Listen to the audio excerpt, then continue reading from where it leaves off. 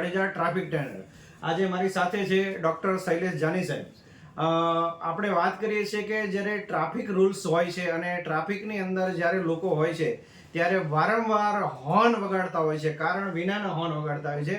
તો આજે આપણે ડૉક્ટર જાની સાહેબ પાસેથી એ જાણીએ કે જે હોર્ન વગાડીએ છીએ એનાથી કેટલું નુકસાન થાય છે. જાની સાહેબ. હા, કોઈ પણ બ્રેઇન છે ને એ કોઈ પણ સાઉન્ડને બહુ ડેન્જર સિગ્નલ તરીકે લેતું હોય છે. એટલે પર્ટિક્યુલરલી હોર્નમાં જે એર હોર્ન છે એની આપણા મેન્ટલ હેલ્થ ઉપર ખૂબ મોટી અસર પડતી હોય છે. લાંબો સમય સુધી આવા નોઇઝી પોલ્યુશનમાં રહેવાથી ઇરિટેબિલિટી છે, સ્ટ્રેસ છે, ટેન્શન છે, ચિંતા છે, ડિપ્રેશન, હતાશા અને ઊંઘ આને લીધે ડિસ્ટર્બ થઈ જતી હોય છે. વિદ્યાર્થીઓમાં એટેન્શન, કોન્સન્ટ્રેશન અને ફોકસ નથી કરી શકતા અને એને લીધે એની મેમરી પ્રોબ્લેમ થતો હોય છે અને પરફોર્મન્સ એનું ડાઉન થતું હોય છે.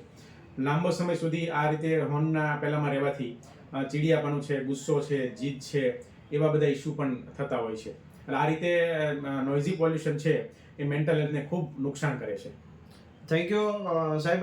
આપ જોઈ રહ્યા છો કે એક હોર્ન વગાડવાથી તો હોર્ન સાંભળવાથી આપણને કેટલું નુકસાન થઈ છે. તો આપણે આજથી એવો નિયમ કરીએ કે બિનજરૂરી હોર્ન ના વગાડીએ. નમસ્કાર.